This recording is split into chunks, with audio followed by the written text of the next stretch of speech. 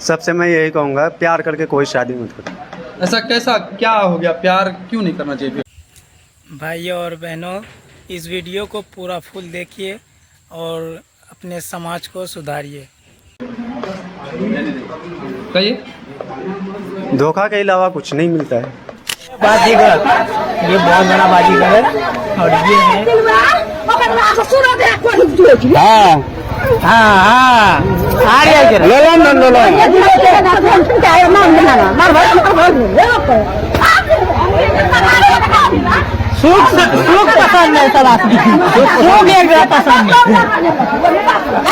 ये लड़का प्यार के चक्की में ऐसा पिस चुके हैं कि प्यार को अब कहीं ना कहीं बर्बाद कहता है। एक समय इसके लिए रहा होगा कि प्यार ही सब कुछ है, माँ बाप है, भाई बहन है, और वो लड़की के सहारे जो जिंदगी बिताने का प्रयास किया था, वो लड़की किस प्रकार से इसके जिंदगी में लात मार दिया है। बताइए, प्यार मोहब्बत के नाम पे जिस प्रकार से कहीं ना कहीं पूरा छीछा लेदर हो गया है।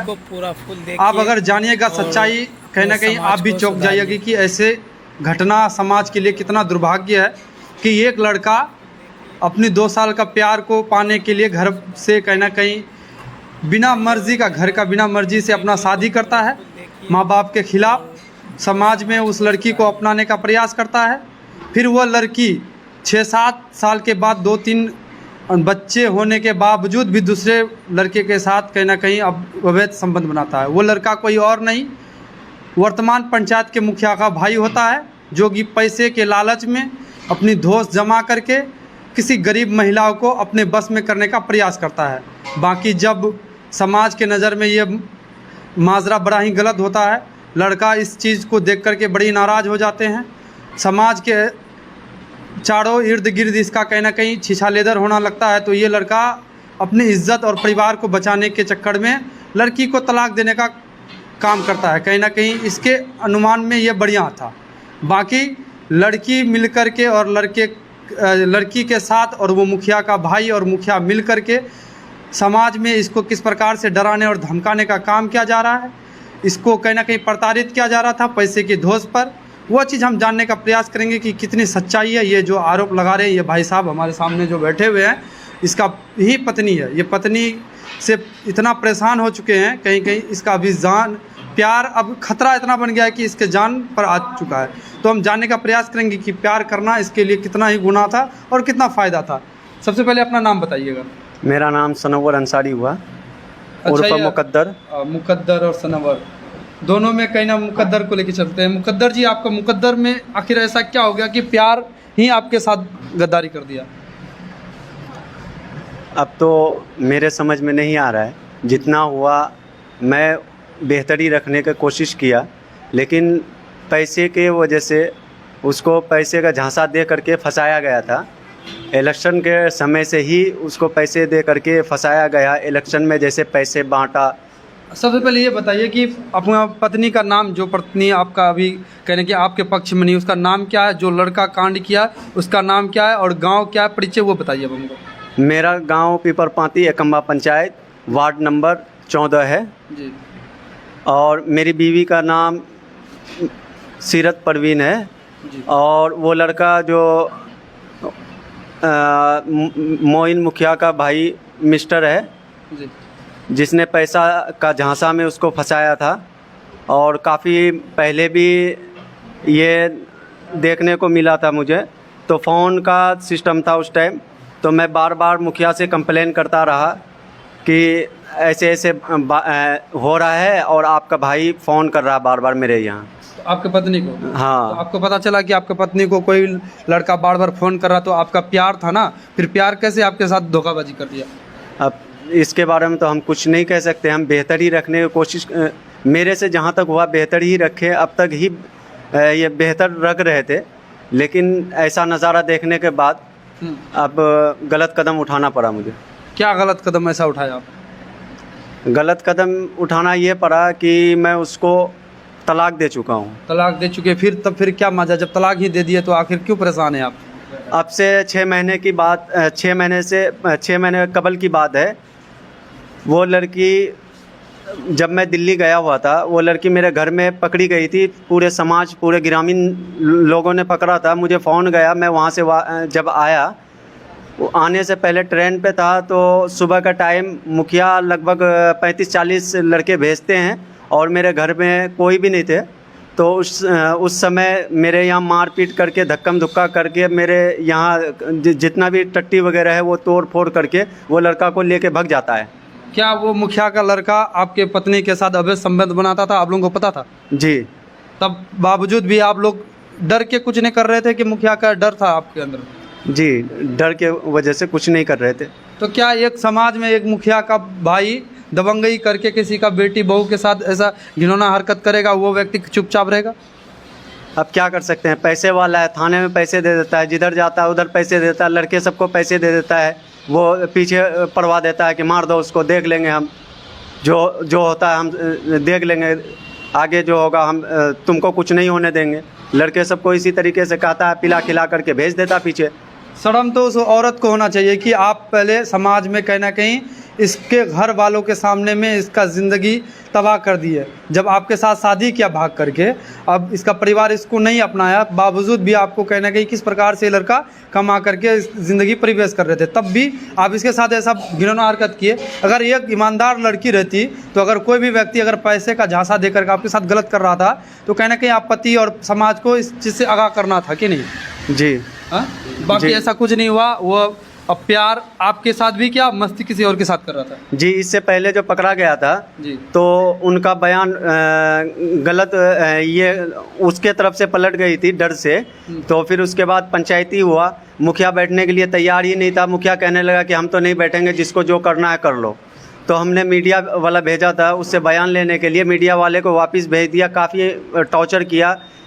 हमारे यहाँ का अदर पंचायत का हमारे रौनक बाबू हैं, उनको उनके थ्रू से मैंने उनको परेशान किया कि आप कहिए बैठेंगे, जो भी मामला है हल हो जाएगा। फिर नहीं होने लगा तो हम केस करने के लिए आगे बढ़ने लगे।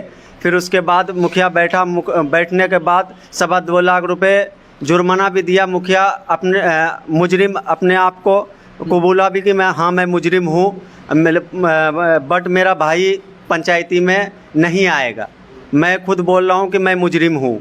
तो उन्होंने 2.25 लाख रुपए जुर्माना भरा। फिर उसके बाद मुझे 15 दिन का टाइम दिया गया कि ऐसा है, हम रखने के लिए लड़की को तैयार नहीं थे। तो 15 दिन के वक्त दिया पंचायत लोगों ने। तो फिर पंचायत जब 15 दिन बाद बैठा तो हमने सोच समझ करके लड़की को रख लिया कि दोबारा गलती नहीं होगा। लड़की भी कहने लगी दोबारा गलती नहीं होगा। पूरा समाज भी कहा कि चलो कोई बात नहीं, 3 ठो बच्चा है, आप रख लीजिए, दोबारा गलती ऐसा नहीं करेगा। हमने रख लिया। फिर उसके बाद उसको सीधे दिल्ली लेके चले गए। दिल्ली जाने के बाद 20 से 25 दिन रहे। फिर उसके बाद वहाँ काम उम का लोचा था। यहाँ पूर्णिया से मेरे पास फ़ोन किया काम का, तो हम पूर्णिया आने के लिए बोले थे। फिर हम सोचे नहीं जाएंगे जब ऐसा ऐसा मैटर है। फिर उसके बाद लड़की मुझे टॉर्चर करने लगी कि नहीं आप पूर्णिया घर चलिए, घर चलिए, हम यहाँ नहीं रहेंगे। तो अब आजिज हो करके हमको आना पड़ा। फिर उसके बाद हम घर नहीं गए। किस शर्म से जाते, इतना बदनामी करवा दिया था, शर्म से हम गांव नहीं जाते थे। फिर उसके बाद हम पूर्णिया में ही रहते थे। कोई भी पूछता था, कभी देख लिया कोई भी, तो हम कहते थे किशनगंज में रहते हैं। कभी कुछ बताते थे, कभी कुछ बताते थे, किसी को अररिया बता देते थे, लेकिन पूर्णिया किसी को नहीं बताते थे। वो प्रेजेंट मोइन मुखिया भी खुद हमसे मिला था, वो भी पूछा था। हम कहे थे कि किशनगंज में रहते हैं। तो 24 हुआ ये है कि 24 तारीख शाम के टाइम मेरे अब्बू जो हैं वो एक्सीडेंट हो गए थे मोटरसाइकिल से। अमोर में हॉस्पिटल में भर्ती थे। मुझे खबर गई, पूर्णिया में काम पे था। वहाँ से मैं जब यहाँ पे आया, आने के बाद यहाँ से रिफ़र करवाया सदर हॉस्पिटल पूर्णिया। वहाँ पूरी रात जो भी सेवा पानी हुआ किया। फिर उसके बाद शाम को ये लगभग 7 बजे उनको घर छोड़ने के लिए आए थे। घर आते आते पीपरपाती आते आते 10 साढ़े 10 बज गए। फिर उसके बाद 10:30 बजे आ गए थे। यहाँ खाना पीना खाने में लगभग 12 बज गया। 12:19 पे हम दोबारा पूर्णिया आते हैं। वो लड़का को रूम में देखते हैं। जब उससे हम पूछताछ करते हैं तो वो कुछ नहीं बोलता है। लड़की के साथ में आपका पत्नी और वो लड़का जो जिसके साथ विवाद चल रहा था, तब भी फिर साथ में रिलेशनशिप में? जी। वो मैं क्या कहता, वहाँ का जो रहने वाला था उनको कहा था मेन गेट का चाबी मार करके ताला चाबी अपने पास रखना। लेकिन दूसरे पड़ोसी से वो चाबी मांग करके वो गेट खोल करके उसको अंदर ली थी। अच्छा, लड़का को? हाँ, लड़का को, आशिक को। हाँ। फिर उसके बाद जब हमने पकड़ा तो वो केस उस करने के लिए बोल रही थी, लेकिन वहाँ का मकान मालिक जो है वो कहने लगे नहीं, यहाँ कोई केस उस नहीं होगा, मेरे लॉज में छापा पड़ जाएगा, मेरी बदनामी हो जाएगी, उसके वजह से आप अपना जहाँ भी आपका गांव है आप वहाँ लेके जाइए, वहीं जो भी होगा हो जाएगा। वो बेहया बेशरम जो औरत है उसके ऊपर में क्या कार्रवाई किया आपने? उस टाइम तो रात को कुछ समझ में नहीं आया, तो फिर हमने 2 लड़का लिया, एक डॉक्टर नौशाद और एक था जाहिद अंसारी। तो दोनों को हमने कहा कि मेरा हिम्मत काम नहीं कर रहा है, आप दोनों साथ चलिए, क्योंकि कहीं भी ये मार मुड़ के मुझे भग जाए फिर, या इसका लड़के सब आ जाए, क्योंकि ये पावरफुल आदमी है। तो फिर उसके बाद वो दोनों को साथ में लेके गए, लेके जाने के बाद गांव लेके गए, वहाँ पर दोनों को रखे, फिर पुलिस थाने फ़ोन किए तो वो कहने लगे कि नहीं, यहाँ का मामला नहीं है। तो हम लोग सतर्क हो गए, पूरा ग्रामीण। उनका थाना कौन सा पड़ता है आपका? जलालगढ़ थाना पड़ता है। जलालगढ़ थाना का पुलिस अधिकारी कह रहा है कि मामला यहाँ का नहीं है। हाँ, वो क्षेत्र आपका ही पड़ता है? जी जी। अच्छा, पूर्णिया का मामला तो पूर्णिया जिला तो पड़ता है भाई, कि थाना किसी जगह पे पड़े। यहाँ कहीं ना कहीं गोलमाल है कि अधिकारी भी और जो पुलिस प्रशासन भी ये दिखे मिले भगत है, इसके साथ कितना यानी गोलमाल कर रहे हैं, ये बताइए। उसके बाद फिर क्या हुआ? तो फिर हमने फ़ोन करना बंद कर दिया। फिर सुबह 8 बजते ही देखते हैं कि छोटा बाबू और उसके चौकीदार वगैरह सब आकर के डायरेक्ट लड़का लड़की को खोल कर लेके जाने लगे। तो हम आगे खड़ा हो गए कि नहीं, पहले मुझे इंसाफ चाहिए, फिर उसके बाद कहीं लेके जाने देंगे, नहीं तो वहाँ यहाँ से सड़क पे लेके जाओगे, आप छोड़ दोगे इनको। तो फिर लेके जाने नहीं दिए। तो रौनक बाबू भी वहीं थे, हमारे अदर पंचायत के क्या कहता है हारा हुआ मुखिया है, वो भी वहीं पे थे। फिर उसके बाद उन्होंने भी रुकवाया, बातचीत हुई। बातचीत होने के बाद लड़का से जब कहा कि तुम शादी करो, जब तुम इसके साथ गलत संबंध बनाए हो, तुम शादी करो, तो लड़का कहने लगा हम शादी नहीं करेंगे। अच्छा, हम शादी नहीं करेंगे। लड़की को भी पूछा गया तो लड़की कहने लगा नहीं, हम अपने शौहर के साथ रहेंगे। तो हाँ, फिर उसके बाद उसको कहा कि तुम शौहर के साथ किस वजह से रहोगी, तुम तो दूसरे लड़के को ला करके बुला करके पूरे रात सोई रहती हो, शौहर कहीं भी जा सकता है, दिल्ली जाएगा, फिर तुम ऐसे करोगी तो शौहर के साथ ऐसे कैसे रहोगी, और तुमको बार बार कौन मौका देगा। फिर उसके बाद कहने लगे नहीं, मैं लड़के के ऊपर केस करूँगा, ये मेरा ज़िंदगी बर्बाद कर रखा है। जब वहाँ से ये सारा ग्रामीण जाने लगा, केस के बारे में सुनते ही सारा ग्रामीण जाने दिया उसको थाना जाने से पहले उनको क्या हुआ नहीं हुआ, कि क्या कहा गया नहीं गया मुझे पता नहीं है। मेरे पहुंचने से पहले उसका बयान बदल गया कि हाँ वो लड़का आया था, लेकिन मेरे साथ कोई गलत संबंध नहीं हुआ है। इस वजह से पुलिस वाला छोड़ दिया। लेकिन पुलिस वाला ये भी नहीं कहा कि आखिर ये 1 बजे रात को उसके रूम पे क्यों गया था। ये बाबू का नाम पता है पुलिस वाले को? नहीं। देखिए कि बिहार में रंगदारी और दादागिरी गुंडई कहीं ना कहीं तो बना हुआ है। उसमें भी नेता जो है वो गुंडा को किस प्रकार से पालते हैं, अपने ही गढ़ में एक खुद छुट्टा सांड को छोड़ देते हैं, जो कि समाज के बहू बेटी को दिन हो रात हो जब चाहे किसी तरह का यूज करे और उसकी ज़िंदगी के साथ खिलवाड़ करे, उसके परिवार को उजाड़ दे। लेकिन उसके साथ थाना मिली भगत इसमें कुछ नहीं बोलता है, और कहीं ना कहीं केस को इधर से उधर घुमा फिरा के कर देना चाहिए। जो व्यक्ति की परेशान होकर के जलालगढ़ से 22 थाना के अंतर्गत हम लोग से जानने के लिए आया कि आखिर इसका उच्च न्याय क्या होना चाहिए। हमारे साथ जो अभी अन्याय हो रहा है, हमारे परिवार को प्रताड़ित किया जा रहा है, मेरा माँ बाप जान पहचान वाले को कहीं ना कहीं जान से मारने का धमकी दिया जा रहा है, तो मेरे साथ क्या होना चाहिए।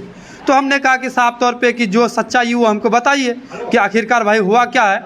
और इंसाफ का जो कि दरवाज़ा अभी बंद नहीं हुआ है, माने ठीक है पैसे के बल पर अगर कोई मुखिया अपने ही पंचायत के वोटर के साथ ऐसा कर रहा है तो समझिए कि वह कितने बड़े हैवानियत वाला काम कर रहा है। अगर इसका इतना मैटर सही है तो यहाँ के पूर्णिया जिला के एसपी से मेरा अनुरोध रहेगा कि इस केस में खुद आप विलीन कीजिए और जाकर के देखिए कि बाकी मामला क्या है।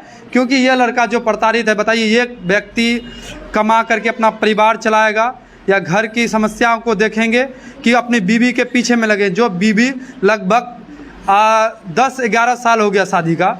देखा जाए 10-11 साल के बाद अगर किसी लड़के के साथ संबंध बनाएंगे तो उस पर कैसा भरोसा किया जाएगा। अदरवाइज़ कोई भी जो लड़का है शादी किया है वो अपने परिवार पे किस प्रकार से भरोसा रखेंगे। ये समाज के लिए कितना हद है। वो दोनों व्यक्ति को, या चाहे इसका भी गलती है कि इसका पत्नी इस प्यार करके इसके साथ शादी किया, फिर भी इसके हिसाब से नहीं है। आखिरकार कहीं ना कहीं बिग पॉइंट इसके अंदर भी है। तो कैसे आप माँ बाप का मनोबल तोड़ करके ऐसा काम किए थे? अपने हम उम्र के लड़का को कुछ कह पाएंगे कि अब ऐसा करना चाहिए या नहीं? नहीं करना चाहिए। हाँ, प्यार करना सही है? नहीं, गलत है बिल्कुल। हाँ, गलत। तभी तो भूत सवार होगा, कहीं माँ बाप का बात नहीं माने होंगे, पैसा कमाते होंगे अच्छा खासा। जी जी। अब क्या स्थिति है? नहीं, सबसे मैं यही कहूँगा, प्यार करके कोई शादी मत करो। ऐसा कैसा क्या हो गया? प्यार क्यों नहीं करना चाहिए फिर?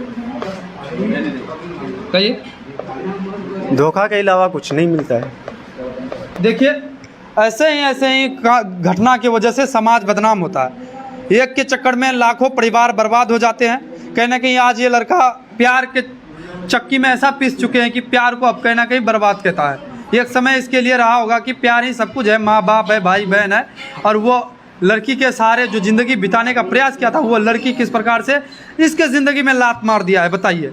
अब अभी इसके साथ पूरा समाज है, पर लेकिन समाज डर से नहीं आना चाहता होगा, क्योंकि वो मुखिया का भाई पूरा दबंगई दिखाता होगा। पैसे के बलबूते पे लड़की को भी अपने पक्ष में उल्टा लिया होगा। देख सकते हैं ये लड़का प्यार करके फंस गया, और प्यार इसके साथ इतना बड़ा गद्दारी किया कि जो आजकल के युवा जो प्यार कर रहे हैं, सतर्क हो जाइए, क्योंकि आपके साथ भी ऐसा हो सकता है। जो माँ बाप को लात मार करके अपने परिवार को, जो अपना पत्नी को कहीं ना कहीं ज़िंदगी बनाना चाहते हैं, बताते हैं माई लाइफ इज़ वाइफ, जो करते हैं वो आपके लिए बड़ी ही भद्दी वाली बात होगा। क्योंकि आप सतर्क हो जाइए। इस भाई साहब का कहानी सुनिए कि प्यार करना कितना गुनाह है, समाज में आपका कितना छीछा लेदर होगा।